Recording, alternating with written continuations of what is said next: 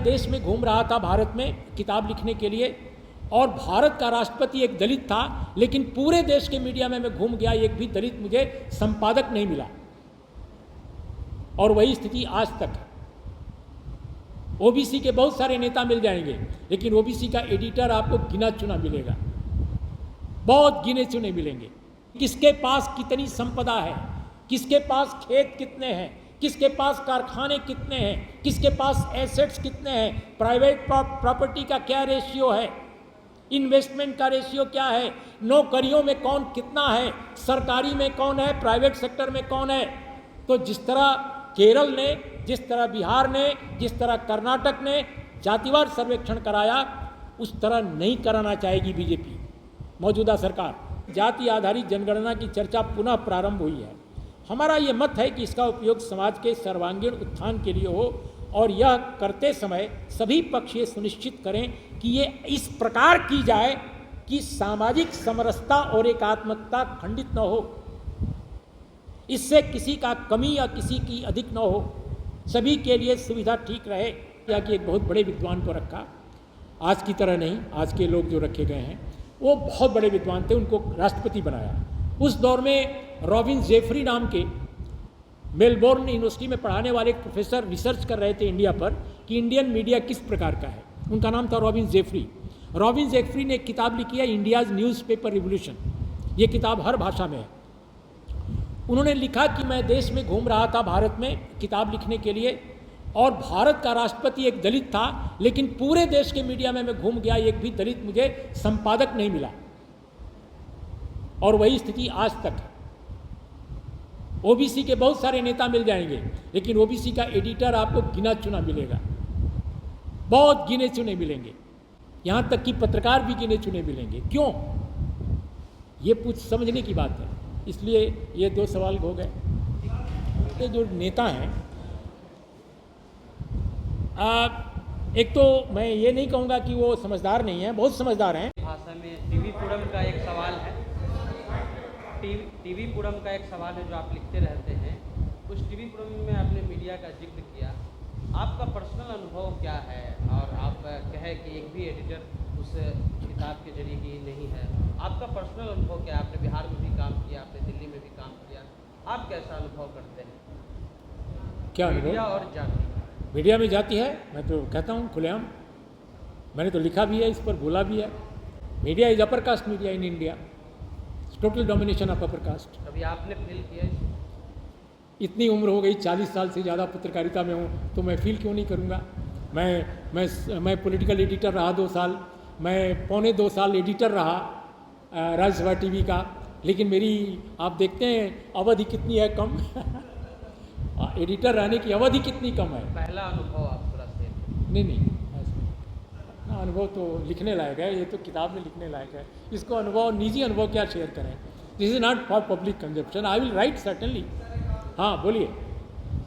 बात बढ़ेगा। मैं इस पर कहता हूँ कि 1931 से लेकर आज तक जातिवार जनगणना नहीं की गई, तो क्या जातिवाद खत्म हो गया? जातिवाद कम हो गया? जातिवाद असमानता की पैदावार है, विषमता और नफरत की पैदावार है। इसको आप खत्म कीजिए, अपने आप जातिवाद खत्म हो जाएगा। यही तो अम्बेडकर कहते थे, लेकिन मानने को तैयार नहीं है। लेकिन सुनील अम्बेडकर ने उस दिन क्या कहा, सुनिए।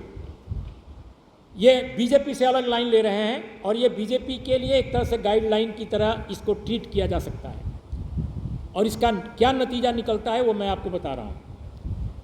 पिछले कुछ समय से जाति आधारित जनगणना की चर्चा पुनः प्रारंभ हुई है।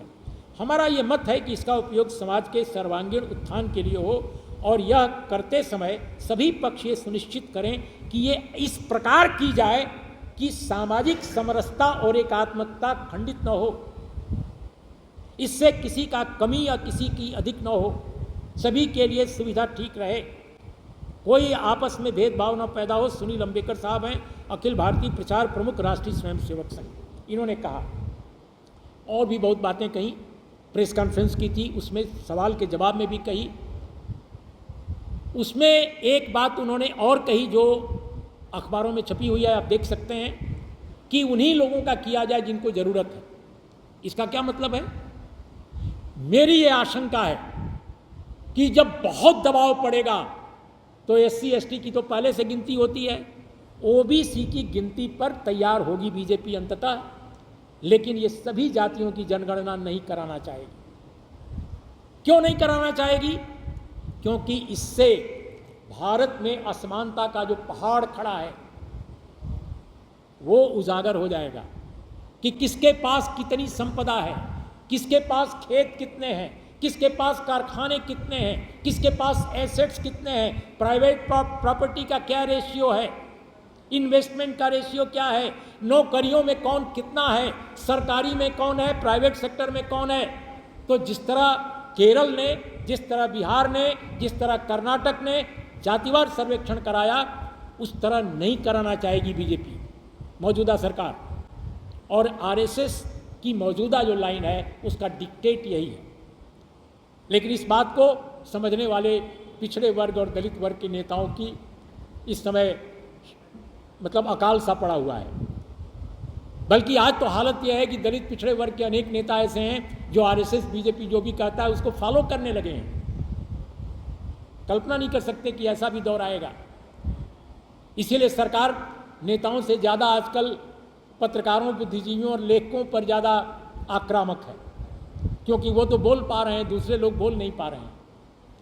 और जो बोल रहे हैं उन पर तरह तरह के केसेस, तरह तरह के मामले, तरह तरह के हमले किए जा रहे हैं। इसलिए दोस्तों, आखिर में मैं यही कहूँगा कि जातिवार जनगणना एक सामाजिक ज़रूरत है, एक राजनीतिक ज़रूरत है। ये दलित, आदिवासी, OBC के लिए नहीं है, ये भारत नाम के राष्ट्र राज्य के लिए है, ये संविधान के लिए है, संवैधानिकता की रक्षा के लिए है। इसलिए इसको केवल जाति बिरादरी का मामला नहीं बनाना चाहिए। खासकर किसी भी हिंदी क्षेत्र में ये बात नहीं होनी चाहिए। केरल इसका उदाहरण है कि जात पात में पड़े बगैर उन्होंने जातिवार सर्वेक्षण कराया, उसके मुत्तल्लिक योजनाएं चलाईं और आज केरल भारत का सिरमौर है, सबसे सुखी, सबसे संपन्न, सबसे सुसंस्कृत, सबसे विकसित राज्य है। तो आज इतना ही। नमस्कार, आदाब, सत श्री अकाल।